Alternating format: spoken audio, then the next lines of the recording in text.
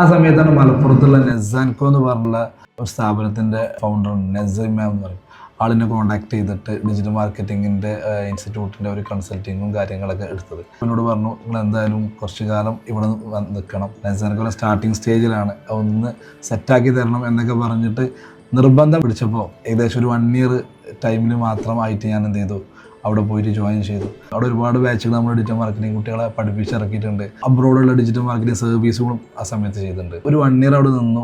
അവിടുന്ന് ഇറങ്ങി അങ്ങനെ പെരിന്തൽമണ്ണയിലെത്തി മുഹമ്മദ് പുലാക്കൽ എന്ന് പറഞ്ഞ എൻ്റെ ഒരു ഫ്രണ്ടിനെയും കൂട്ടിയിട്ട് സാറ്റ അക്കാദമി എന്ന് പറഞ്ഞ ഒരു ഡിജിറ്റൽ മാർക്കറ്റിംഗ് അക്കാദമി സ്റ്റാർട്ട് ചെയ്തു.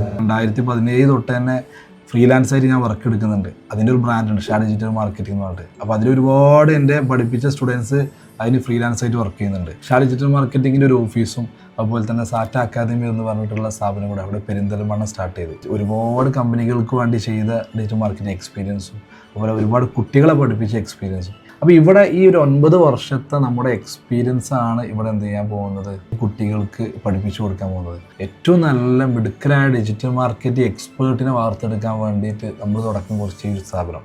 ഇതിലേക്ക് ജോയിൻ ചെയ്യാനും അല്ലെങ്കിൽ ഡിജിറ്റൽ മാർക്കറ്റിംഗ് പഠിക്കാൻ വേണ്ടിയിട്ടോ ഡിജിറ്റൽ മാർക്കറ്റിംഗ് സർവീസിന് വേണ്ടിയിട്ടോ ആർക്കും വേണമെങ്കിൽ ഇവിടെ വരാനും നമ്മളെ കണക്ട് ചെയ്യാനും പറ്റും.